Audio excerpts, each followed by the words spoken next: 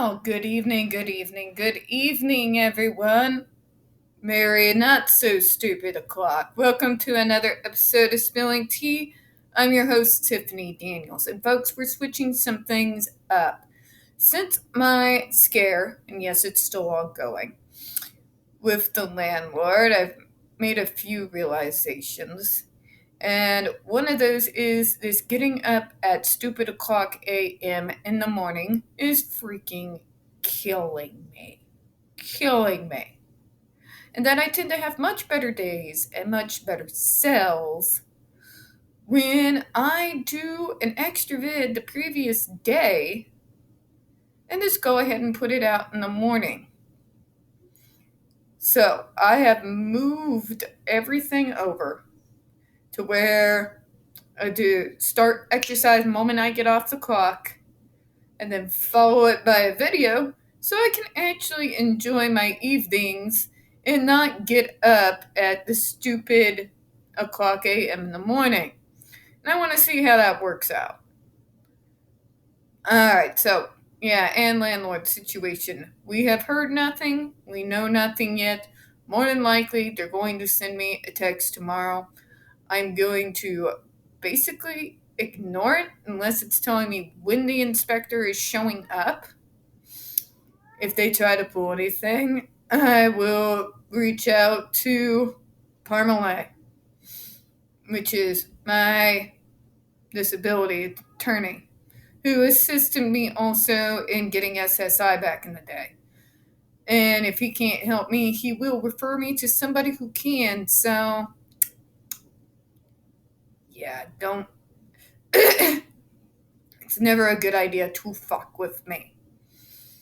But, anyways, now, folks, time for the usual disclaimers. First off, you are going to see the link to this report right there in the description box, alongside the other pertinent links to the Stop the Shocks campaign, including Autistic Koya's massive archive on the subject, and the templates. Folks, don't forget, sign your name, click on your senator. Let's go ahead and get rid of this adversive bullshit, okay? And also the ever-present and self-explanatory Change.org Shut the Judge Rotenberg Center Down petition. Now, when we speak about the JRC, you're going to hear vivid descriptions of and catch clips of surveillance footage of peoples with disabilities being tortured and abused. If you got young children present, please use your headphones. And also, folks, this report is from 1982. Any ableist language you hear while I go through this report, my apologies on that in advance, alright? Now, it may not be stupid o'clock a.m. in the morning anymore when I am doing these videos, but when I come to do these videos, I am pretty much brain dead. I still got brain freeze from going out there. I came in after doing my several 21 rounds of stairs, pretty much. And my fingers were numb, and yeah, I'm pretty much brain dead, folks. It's been back to back all day, and I really don't expect it to be different tomorrow.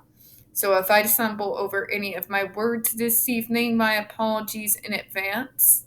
Also, folks, I do intend to still be streaming tomorrow, but it is going to be later, folks, because I do need to make sure I get some exercising done, all right? And I will probably do that particular video in the morning, mainly because, yeah, they have me going a little later than usual, okay? Alright, now let's go to where we left off. During the period of licensure, respondent violated Section 2B1 of the A standards in that persons acting as director of the facility lacked the requisite training and competency in the application of behavior modification techniques. Who's surprised? Who's surprised? I'm finally glad at least California brought up the complete lack of training that apparently the director had. So not only is here's my thing. If you have a director who's not properly trained, think about how incompetent the staff is. But yeah, Moving on. Respondent is in violation of Section 2B2 of the A standards in that during licensure period, persons acting as director have failed to take responsibility for the health and safety of all residents, receiving adverse behavior interventions, have failed to adequately monitor and control the use of adverse behavior interventions, and have failed to report instances of misuse and abuse of adversives to licensing authorities as follows. Okay, first of all, adversives are bullshit, period. This whole concept of punishing disabled people for being disabled and acting as within their own neurotype is complete garbage, and all you fuckers who use it, goddamn know it. Do we push anyone else for acting what is their cultural norms? No. No, folks, there's a word for that. And yeah, we won't get into that particular discussion. So why do we do it to disabled people? Because believe it or not, fuckers, we do have our own culture. But moving on.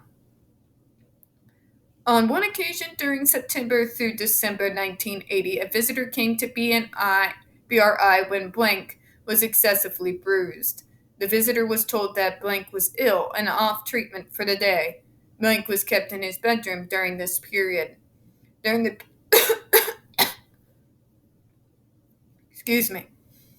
During the period from September through prior to a doctor's appointment because he was excessively bruised. Respondent violated Section 5 of the general requirements contained in the special permit in that it has failed to comply with the special permit licensing requirements, A standards, as alleged in paragraph 27. Respondent further violated Section 5 of the general requirements contained in the special permit in that it has failed to comply with the special permit program requirements, B standards, contained in the draft guidelines as alleged by paragraph 28. Special permit, A standards violations.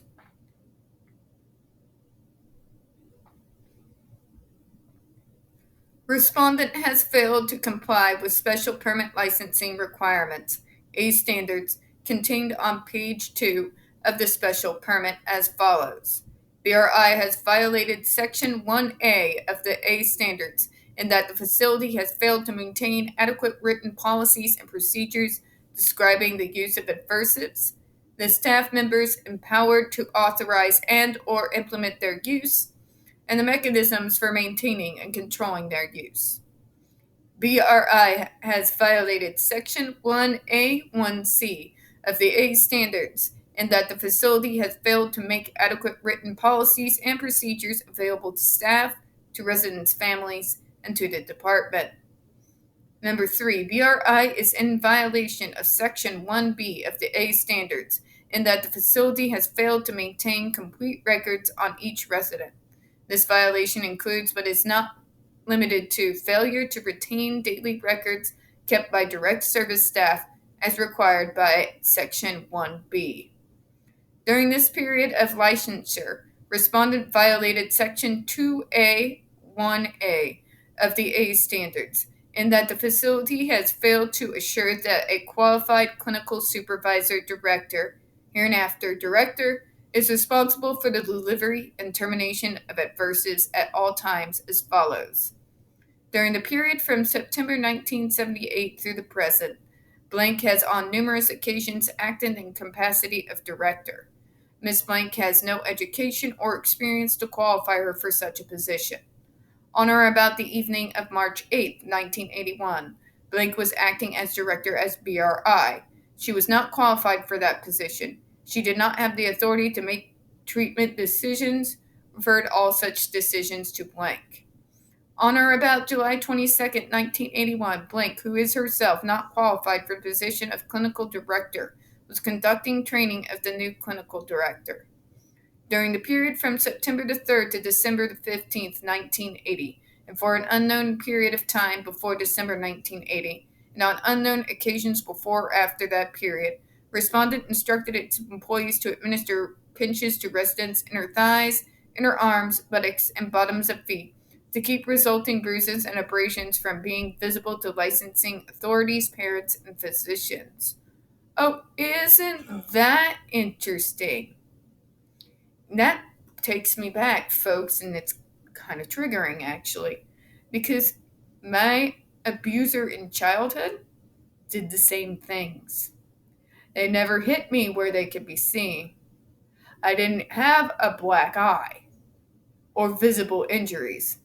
Oh no, just like these kids here, they were on areas that would be covered up by clothing. And I'm talking about the lower part of my spine, my hips, and my legs and stomach in particular. So, yeah, I know all about this kind of shit where they put it to where people can't see. During the period for September the 3rd through December the 15th, 1980, and for an unknown period of time before and after dates, respondent instructed its employees to put away all restraints and water squirt bottles, not to use any adversive stronger than a no if outsiders were at BRI. During visits by outsiders, all treatments for the residents were terminated. And isn't that interesting? I thought you wanted to show off how wonderful you were. In or about September or October 1980, Blank was taken off treatment for 10 days because he was excessively bruised. Respondent failed to report Blank's injuries to the licensing authority. In or about May 1980, respondent attempted to postpone a doctor's appointment previously scheduled for Blank because he was badly bruised. Respondent caused the appointment to be canceled. During the period of September through December 1980, and for an unknown period of time before and after that date, respondent canceled medical treatments for a resident if that resident was too bruised. Oh, but you're doing what's best for the children, right?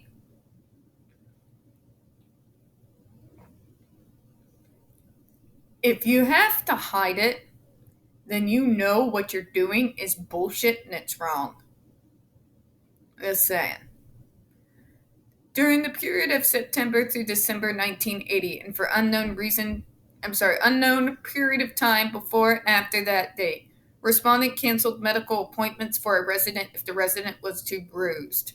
On occasion, during the period of September through December 1980, and on unknown occasions before and after that period, respondents failed to give suppositories he required for a bowel problem because it was inconvenient for the staff. Oh my God. And you'll wonder why people died. In or about October 1980, respondent would record only one water squirt when in fact several were given in succession. Okay. There's a prevalent theme here. A couple of them. One, convincing their staff to pinch harder, hurt the poor people. We're going to abuse and bruise the disability out of them. But we don't want the doctors or the parents to see the bruises. Why do you think that is? If this is what they need, if this is the last resort, if this is going to be the thing that helps them, why are they hiding it? Because they know what it is, folks. They know it's abuse. They know they're torturing those kids, starving those kids, depriving them of sleep, treating them in ways that war criminals are not treated. They know what they're doing is wrong. And they don't want getting out what is really going on in their facilities. And folks, this is before they came in with the GED. This was before they started strapping kids to 4-point boards and shocking them over 31 times at 45 milliamps, just below the lethal limit. This was before Matthew Israel designed a fucking device that is designed to increase and cause maximum amount of pain. On top of that, they are still doing every single thing that this report is lining out for all of us magnificently. So, just some food for thought there.